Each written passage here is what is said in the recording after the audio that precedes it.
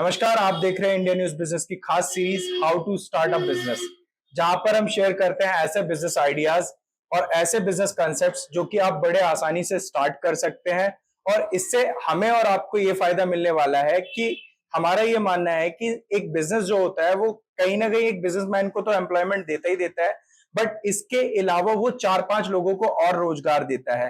तो इसी कैटेगरी में हम चाहते हैं कि आपको बिजनेस स्टार्ट करने में काफी ज्यादा हेल्प मिले, और इसके लिए हम डिस्कस करेंगे, हम स्टार्ट करेंगे, टॉपिक डिस्कशन करेंगे एक ऐसे पर्सन से और एक ऐसे बिजनेस आइडियाज से जहां पे हम समझ सकेंगे कि एक पर्टिकुलर बिजनेस को कैसे स्टार्ट किया जा सकता है, उसमें क्या चैलेंजेस आ सकते हैं, कंज्यूमर्स को कैसे हमें टारगेट करना है, और बिजनेस में फंडिंग्स वगैरह का क्या रिक्वायरमेंट रहेगी, ये सारी चीजें। तो आज का जो बिजनेस हम कवर करने वाले हैं वो हम कवर करने वाले हैं होम डेकोरेटर का बिजनेस। तो इसी सीरीज को कंटिन्यू करते हुए आज के जो वीडियो है इसमें हम डिस्कशन करेंगे आशीष मिश्रा जी से। आशीष मिश्रा जी का होम डेकोरेटर का बिजनेस है और इस बिजनेस में किस तरीके के चैलेंजेस आ सकते हैं वो सारी चीजें हम आशीष मिश्रा जी से समझेंगे, और आशीष मिश्रा जी हमारी हेल्प करेंगे कि कैसे हम बिजनेस को स्टार्ट करें। जी, तो आशीष जी, सबसे पहले तो मैं ये समझना चाहूंगा कि आपने अपने बिजनेस की शुरुआत कैसे की, आप पहले क्या करते थे और कब और कैसे आप इस होम डेकोरेटर के बिजनेस में आए? हमने 2019 में स्टार्ट किया था ये पेंटागन डेकोरेटर्स। उससे पहले मैं खुद सेल्स लाइन में जॉब कर रहा था। जॉब करने के बाद मैं एक कलीग से मिला, वो इस बैकग्राउंड से थे, तो फिर मैंने उनके साथ थोड़ा सा रिसर्च किया कैसे किया जा सकता है, क्या किया जा सकता है।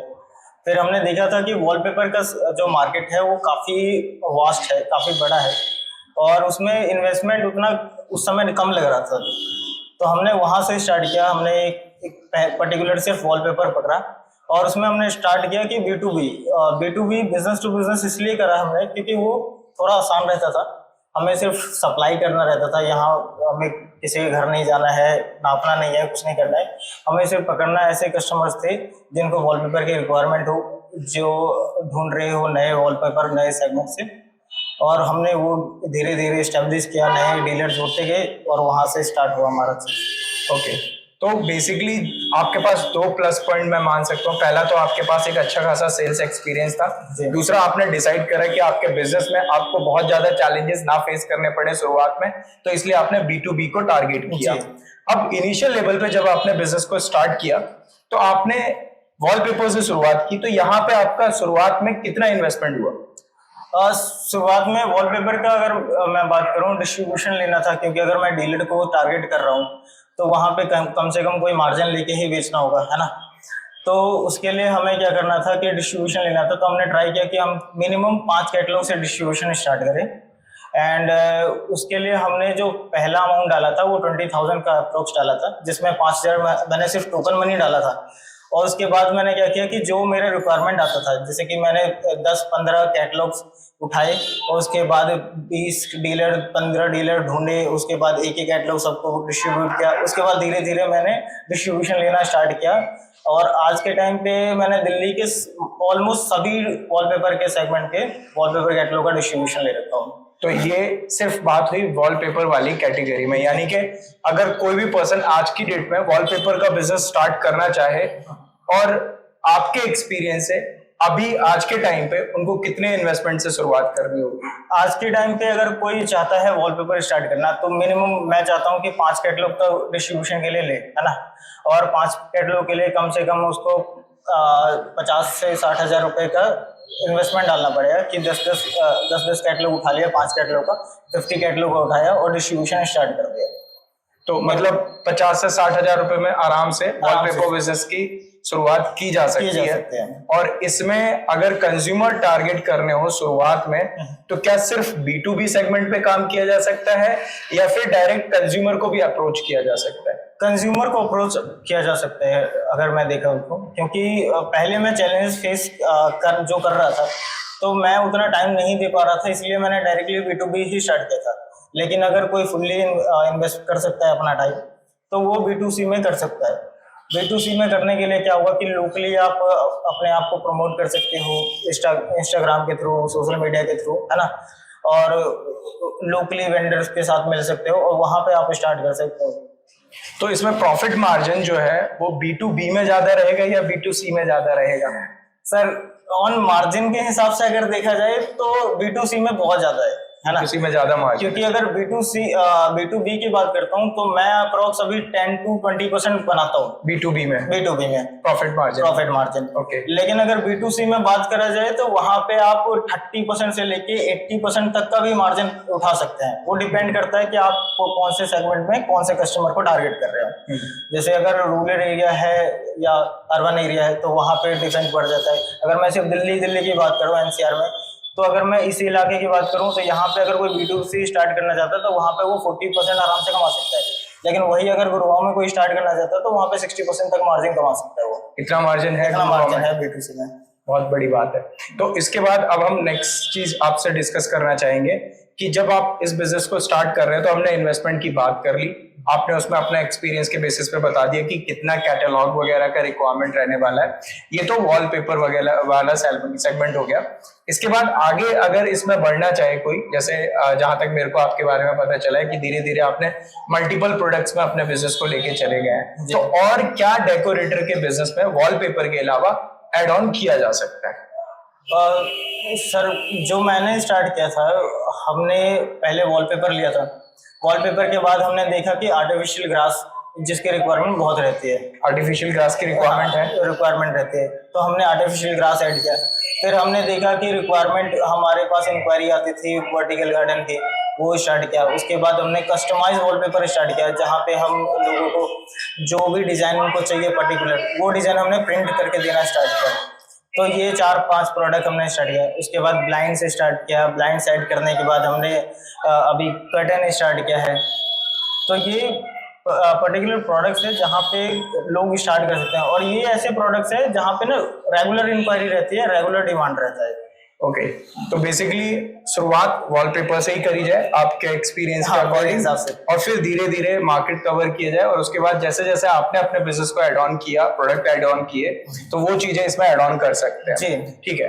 अब ये हो गई पहली चीज। अब दूसरी चीज, किसी भी बिजनेस में एक सबसे इंपॉर्टेंट चीज होती है, वो होती है कि हमने बिजनेस तो शुरुआत कर ली, वहां पे हम जोश में आ गए, 50-60 हजार रुपए आज की डेट में किसी भी बच्चे के लिए या किसी भी स्टार्टअप के लिए बहुत बड़ी बात नहीं हो, बड़े आसानी से अरेंज कर लेगा।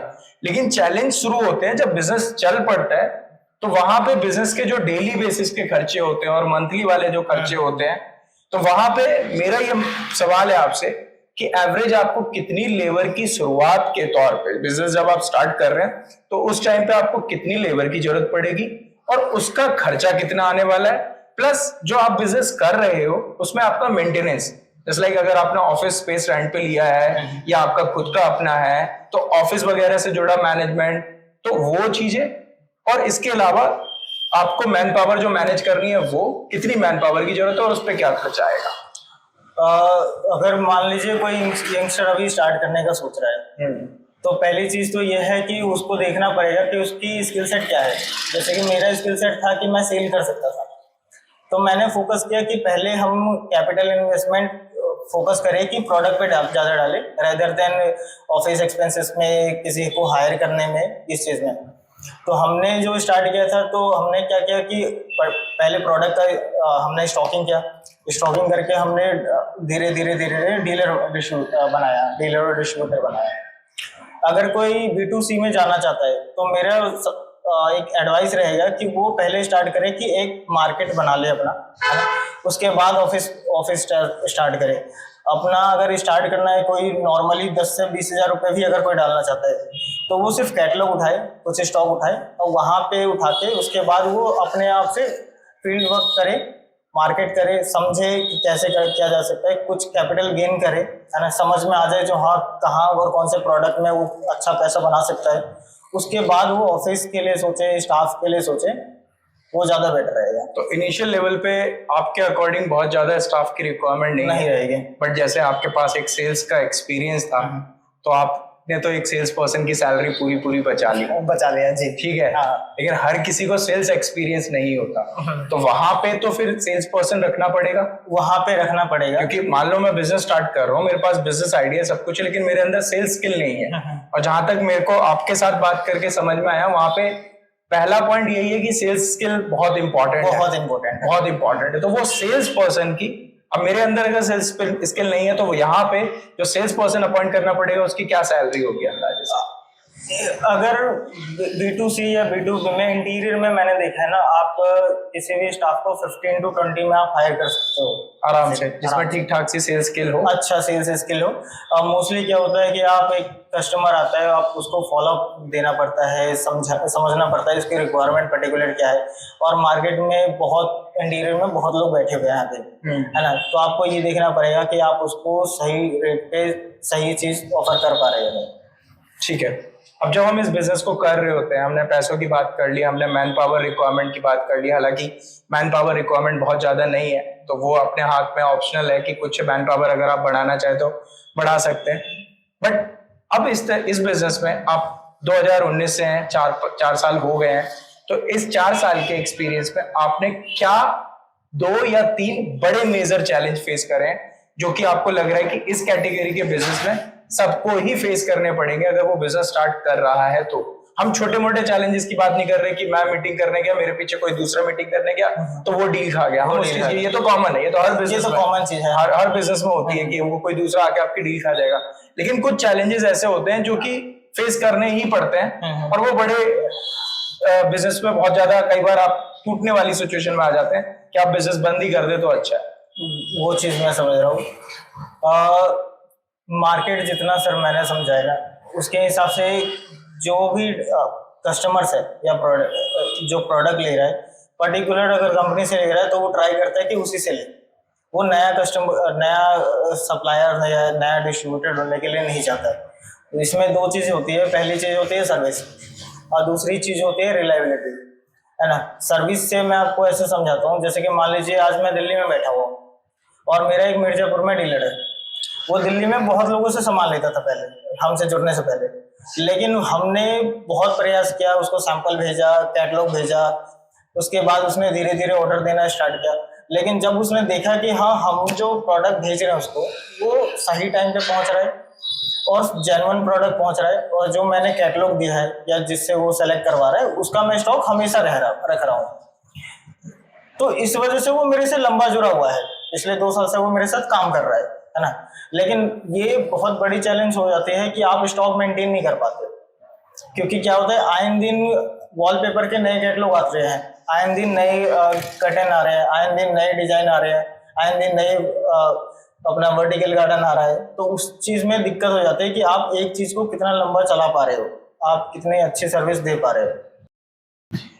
तो यानी कि जो आपने चैलेंजेस की जब बात की, तो जो चैलेंजेस आपने बताए उसके अकॉर्डिंगली ओवरऑल एक सबसे बड़ा चैलेंज है इन्वेंट्री मैनेजमेंट, क्योंकि जो डिजाइन और जो ट्रेंड चेंज होता है उसके अकॉर्डिंगली आपको वो कैटलॉग में भी ऐड करना पड़ता होगा, तो वहां पे एक चैलेंज है, प्लस उसकी इन्वेंट्री मैनेज करना एक चैलेंज है। आई थिंक सबसे बड़ा चैलेंज तो यही है कि जो आपने बताया कि अपने ग्राहकों का विश्वास जीतना भी एक बहुत बड़ा चैलेंज है, जो आपने बताया कि आपने एक उदाहरण दिया कि मैं उसको डील कर रहा हूँ, उसको रेगुलर दूसरे के कंपैरेटिव ज्यादा अच्छी क्वालिटी के प्रोडक्ट प्रोवाइड करने की कोशिश कर रहा हूँ, रेट में भी मैनेज कर रहा हूँ। तो रेट मैनेजमेंट, इन्वेंट्री मैनेजमेंट और कंज्यूमर मैनेजमेंट ये बड़े टारगेट हैं, बड़े चैलेंजेस हैं इस बिजनेस में। इसके अलावा एक सवाल है थोड़ा सा, वो थोड़ा हटके है लेकिन आप उसका ज्यादा बेहतर जवाब दे पाएंगे। अगर हम इसी डेकोरेटर के बिजनेस की बात करें तो यहाँ पे जिस तरीके से रियल एस्टेट सेक्टर में तेजी से कंस्ट्रक्शन हो रहा है, गुड़गांव में तो बहुत तेजी से कंस्ट्रक्शन हो रहा है और रिसेंट में काफी नंबर्स में बहुत महंगे महंगे करोड़ों के फ्लैट्स भी बड़े तेजी से सेल हो रहे हैं, तो इसका आपके बिजनेस में, डेकोरेटर के बिजनेस में कितना पॉजिटिव या कितना नेगेटिव असर है? सर जितना मैं समझ रहा हूँ ये पॉजिटिव ही असर है, क्योंकि अगर मान लीजिए जितना ज़्यादा कंस्ट्रक्शन हो रहा है, जितने ज़्यादा बिल्डिंग बनेंगे तो होम डेकोर का काम उतना ज़्यादा बेटर बनेगा, है ना, उतना ज़्यादा बढ़ेगा। तो अगर ये एक अपॉर्चुनिटी है कि अगर जिस एरिया में डेवलपमेंट अच्छी तरह से हो रहा है, फॉर एग्जांपल अभी अगर मैं सिर्फ अयोध्या की बात कर लेता हूँ, वहाँ पे डेवलपमेंट हुआ है, वहाँ पे होटल्स बन रहे हैं, ये बन रहे हैं, तो मैं अभी जो मेरा टारगेट है कि वहाँ पे जितने भी होम डेकोर के डीलर्स हैं वहाँ पे मैं उनको टारगेट कर रहा हूँ कि मैं अपना प्रोडक्ट उनके पास पहुँचा पाऊँ, जितना जल्दी हो सके उतना जल्दी। मतलब आशीष ने बड़े चालाकी से अयोध्या में अपना बिजनेस सेटल करने की प्लानिंग कर ली है और किस तरीके से एक पॉजिटिव रिस्पांस मिल रहा है कि हाँ भाई अगर रियल एस्टेट में ग्रोथ हो रही है, लोग महंगे घर खरीद रहे तो वहां पे डेकोरेशन का होगा। इंपॉर्टेंट रोल रहेगा ही रहेगा। तो उसी तरीके से जिस तरीके से अयोध्या में आपने बात की कि होटल इंडस्ट्री रिक्वायरमेंट बढ़ेगी तो कहीं ना कहीं अपॉर्चुनिटीज जो है वो डेकोरेटर के काम के लिए और ज्यादा है। तो आपको डर नहीं है कि आपका कंपटीशन बढ़ेगा इससे अगर ज्यादा लोग एंटर करेंगे, या ऐसा है कि मार्केट बहुत बड़ा है? सर मैं कहना चाहूंगा कि मार्केट रियली में बहुत बड़ा है, लेकिन एक होता है फर्स्ट मूवर एडवांटेज, तो हमने अच्छा मार्केट करना स्टार्ट कर दिया है वहाँ पे। दूसरी चीज़ ये होती है कि हमारे पास ना एक वास्ट प्रोडक्ट रेंज है जो हर कोई फुलफिल नहीं कर पा रहा है इस स्टेज पे। अगर मैं बात करूँ एक डिस्ट्रीब्यूशन लेवल पे, तो डिस्ट्रीब्यूटर आपको मिल जाएंगे एक पर्टिकुलर वॉलपेपर का, नहीं तो पर्टिकुलर कर्टेन का, नहीं तो पर्टिकुलर आर्टिफिशियल ग्रास का। लेकिन मेरे पास कम से कम तो 15 से 20 प्रोडक्ट हैं जहाँ पे आपको एक अच्छा रेट और अच्छा स्टॉक मिल जाएगा मेरे पास। तो ये एक मेरे पास एडवांटेज है कि मैं कहीं भी किसी भी एरिया को मार्केट कर पाऊंगा सही से। ठीक है, एक चैलेंज मैं आपसे पूछना चाहूंगा कि ये बहुत बड़ा काम है और इसमें कई बड़ी ब्रांडेड कंपनियां भी काम कर रही हैं जो बहुत अच्छी रेपुटेशन लेके बैठी हुई है मार्केट में, और मेरे से ज्यादा आप उसकी उन कंपनियों के बारे में जानते होंगे कि कौन सी कंपनी है जो बड़े ब्रांड्स हैं। तो उन ब्रांड से जो लोकल डेकोरेटर है उसे क्या चैलेंज फेस करना पड़ता है? सब फर्स्ट थिंग कि जो आपके ब्रांड्स, मैं आपके बात करता हूँ, है ना, दिल्ली में बहुत लोग हैं जो ब्रांड्स से काम करते हैं, लेकिन अब क्या चैलेंज होता है कि जो ब्रांड्स है वो डायरेक्टली ही डीलर को देता है, वो कोई डिस्ट्रीब्यूटर जल्दी नहीं बैठाता। तो अगर मान लीजिए कोई पर्टिकुलर मेरा कोई डीलर है जो उस ब्रांड का कैटलॉग रख रखा है, तो अगर वो मेरे से रिक्वायरमेंट पूछेगा तो ये माल मेरे से मिल जाएगा या नहीं मिलेगा, तो मैं उसको नहीं प्रोवाइड कर पाऊंगा। अब इसमें क्या होता है कि अगर वो ब्रांड ऑलरेडी इस्टेब्लिश है, उसने अगर कैटलॉग डिस्ट्रीब्यूट करा हुआ है, तो वो अब किसी और के पास नहीं जाएगा, क्योंकि वो ब्रांड के पास पैसा है, ऑलरेडी नाम इस्टेब्लिश करा हुआ है, स्टॉक मैनेजमेंट कर रखा है, तो उससे जो काम कर रहा है उसको जल्दी तोड़ना मुश्किल होता है। लेकिन जितने भी ब्रांड्स चेक कर लो, मैं बात करता हूँ, अगर मैं मेरे नज़र में भी 4-5 ब्रांड है, लेकिन वो पर्टिकुलर 3 या 4 प्रोडक्ट को ही काम कर रहे हैं।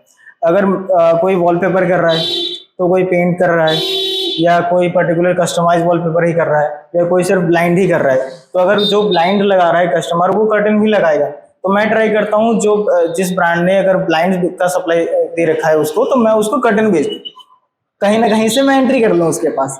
तो ये मेरा चैलेंज रहता है हमेशा। मतलब ब्रांड से थोड़ा बहुत चैलेंज है लेकिन उससे सपोर्ट भी मिल जाता है। ठीक है, अब अगला सवाल मेरा ये है कि अगर हम स्टार्टअप्स के बिजनेस स्टार्ट करने की बात कर रहे हैं तो आप किस तरीके से किसी भी स्टार्टअप को सपोर्ट कर सकते हैं? मान लीजिए अगर मेरा कल को मूड हो जाता है और मैं बिजनेस स्टार्ट करने की सोचता हूँ और आपके इंटरव्यू लेते लेते ही मेरे को समझ में आया कि हाँ मेरे को अगर स्टार्ट करना है, या कोई भी स्टूडेंट या कोई ऐसा पर्सन जो बिजनेस स्टार्ट करने की प्लानिंग कर रहा है, तो उसमें आप क्या सपोर्ट कर सकते हैं, वो आप एक बार बता सकते हैं तो बहुत जरूरी रहेगा। सर अगर आप मान लीजिए कोई भी अभी स्टार्ट करने का सोच रहा है ना, B2C सेगमेंट में अगर मैं बात करता हूँ इंटीरियर लेवल में, तो वो नॉर्मली मैं उसको कम से कम तो जो भी रिक्वायरमेंट प्रोडक्ट होता है उसका सप्लाई मैं उसको कर सकता हूँ। फॉर एग्जांपल मैं लेता हूँ वॉलपेपर की बात, है ना, जैसे कि अगर वॉल के लिए वॉलपेपर हो गया, है ना, कस्टमाइज वॉलपेपर हो गया, विंडो के लिए अपना वर्टिकल गार्डन हो गया, ब्लाइंड्स हो गए, है ना, वर्टिकल ब्लाइंड्स हो गया, रोलर ब्लाइंड्स हो गया, बहुत सारे सेगमेंट हो गए, कर्टन हो गया, फ्लोर के लिए मेरे पास वुडन फ्लोरिंग है, आपके पास कारपेट टाइल है। तो ये सारे प्रोडक्ट आपको एक जगह पे मिल सकता है। मतलब अगर कोई स्टार्ट कर रहा है तो उसे अपने डाइवर्सिफाई करने की टेंशन नहीं है, उसको एक ऐसा सपोर्ट मिल जाएगा जहां से सारे प्रोडक्ट आपके पास से ही उसे मिल जाएंगे। ऑब्वियस बात है। अभी क्या है कि अगर मान लीजिए मेरे को अगर इंटीरियर में स्टार्ट करना होता तो मेरे पास वॉलपेपर के लिए मेरे को पर्टिकुलर कंपनी के पास जाना होता, फ्लोरिंग के लिए मेरे को पर्टिकुलर कंपनी के पास जाना पड़ता है ना, ब्लाइंड्स के लिए मेरे को पर्टिकुलर कंपनी के पास जाना पड़ता है। अब ये सारे टेंशन एक ही बार में खत्म हो सकता है अगर आप मेरे पास आ रहे हो तो 1 पॉइंट सॉल्यूशन मिल जाएगा आशीष जी के पास से आपको, सिंपली ये हम कह सकते हैं। और आपके साथ काम स्टार्ट करने का आसान से सॉल्यूशन ये बनता है। इसके अलावा एक सवाल और कि आप अपनी कंपनी का एक बार नाम बता दीजिए कि आपकी कंपनी का नाम क्या है और कुछ मेन प्रोडक्ट सेगमेंट जो आप प्रॉपरली डील कर रहे हैं जो कि श्योर है कि आपके पास ही मिलेंगे। सर कंपनी का नाम पेंटागन डेकोरेटर्स हुआ, हम दिल्ली में एस्टेब्लिश है, हमारा दिल्ली में ऑफिस है। अगर ब्रांचेस की बात करूं तो दिल्ली में मेरा वेयर हाउस है अहमदाबाद में वेयर हाउस है, बैंगलोर में भी वेयर हाउस है। तो अगर कोई पर्टिकुलर इंडिया में, पैन इंडिया कहीं भी स्टार्ट करने का सोच रहा है तो वो मेरे पास आएगा, मैं उसको सप्लाई कर सकता हूँ। प्रोडक्ट की बात रही तो मेरा मेन फोकस कोर बिजनेस जो है वो वॉलपेपर में है। कस्टमाइज वॉलपेपर हो गया या इंपोर्टेड वॉलपेपर हो गया, है ना, वो 2 चीज हो गया। उसके बाद कर्टेन्स है, कर्टेन में पैनल कर्टेन, कस्टमाइज कर्टेन कर रहे हैं जो डिजिटली प्रिंट होता है ना, ये प्रीमियम सेगमेंट में कर्टेन आता है। उसके बाद आ गया ब्लाइंड्स। ब्लाइंड्स हमारा फोकस प्रोडक्ट है। अगर कोई भी ब्लाइंड चाहता है, रोलर ब्लाइंड हो गया, जैब्रा ब्लाइंड्स आते हैं, वर्टिकल ब्लाइंड्स आते हैं, तो अलग अलग सेगमेंट, अलग अलग प्रोडक्ट्स हो गए। तो वो सारे चीज़ें, ये चीज़ मेनली हम स्टॉक करते हैं, मैन्युफैक्चरिंग कर रहे हैं अभी। आखिरी सवाल, आप कितना कमा रहे हैं इस बिजनेस से? क्योंकि आप अगर यहाँ पे बैठ के बात कर रहे हैं तो आपकी ही इनकम से थोड़ा कॉन्फिडेंस मिलेगा दूसरे को। आप अमाउंट भले ही ना बताइए, लेकिन एक एवरेज फिर भी कितना? सर मैं अभी अगर मैं बात करूं, आप खुद ही समझ सकते हैं, मैंने 19 में अगर स्टार्ट किया था, 2019 में, और मैं स्टॉक कर रहा हूं अभी, है ना, और मोस्टली अगर मैं 20 कैटलॉग का स्टॉक कर रहा हूं तो ऑन एन एवरेज आप लगा सकते हैं कि हाँ, मतलब अगर कोई स्टार्ट करे शुरुआत में तो वो मंथली कितना कमा सकता है? तो मंथली अप्रॉक्स वो जितना मेहनत करता है सर, पहली चीज तो वो तो सिंपल सी चीज है, जितना गुड़ डालेंगे उतना मीठा होगा। मोटा मोटी कम से कम तो ये है कि सर 50 से के बीच में बना सकता है वो। 50,000 रुपए से लेके 1 लाख रुपए पर मंथ बड़े आराम से कमा सकता है। यानी कि थोड़ा सा इन्वेस्टमेंट, थोड़ी सी मेहनत, ठीक ठाक सी इनकम, जो कि शायद इनिशियल लेवल पे आज की डेट में जो यूथ है हमारा, उसको एवरेज जो सैलरी मिल रही है हमारे देश में वो 20-25 हजार रुपए के आसपास मिल रही है। हम बड़े पैकेजेस वालों की बात नहीं कर रहे जो करोड़ों में पैकेजेस में जाते हैं। उन स्टूडेंट्स का या उन यूथ का जो परसेंटेज है वो बहुत छोटा है, लेकिन जो बड़े तबके में आ जाता है, बड़े नंबर्स में आ जाता है, वो नीचे जिनकी हम बात कर रहे हैं, तो एवरेज 20 से 25 हजार रुपए पर मंथ की सैलरी पे जाता है। और अगर वो ये इन्वेस्टमेंट करता है, थोड़ा सा एक्सपीरियंस लेता है, तो एवरेज 50 से 60 हजार रुपए पर मंथ या 1 लाख रुपए तक पर मंथ बड़े आराम से बना सकता है। थोड़ा इन्वेस्टमेंट, थोड़ी मेहनत, बना सकता है। ठीक है आशीष जी, आपके साथ एक्सपीरियंस लेके काफी ज्यादा हेल्प मिली। होप आशीष जी के साथ डिस्कशन करने के बाद आप सभी लोगों को समझ में आया होगा कि किस तरीके से एक डेकोरेटर के बिजनेस में क्या चैलेंजेस होते हैं, क्या अर्निंग अपॉर्चुनिटीज है। तो ये सारी चीजें आपको समझ में आई होगी। तो ये थी हमारी इंडिया न्यूज बिजनेस की खास series, how to start a business में होम डेकोरेटर के बिजनेस को हम कैसे स्टार्ट कर सकते हैं उसके बारे में। तो अभी के लिए केवल इतना ही। ऐसे ही जानकारी के लिए बने रहिए इंडिया न्यूज बिजनेस के साथ। अगर आपको इन्फॉर्मेशन पसंद आई तो वीडियो को लाइक करिएगा, चैनल को सब्सक्राइब करिएगा, कमेंट करके अपना फीडबैक जरूर दीजिएगा, और आप बताइएगा कि आगे हम कौन सा एपिसोड या कौन से बिजनेस के बारे में कवर करें, ताकि आपकी तरफ से भी हमें एक इनपुट मिले और हम उस चीज पे काम कर सके।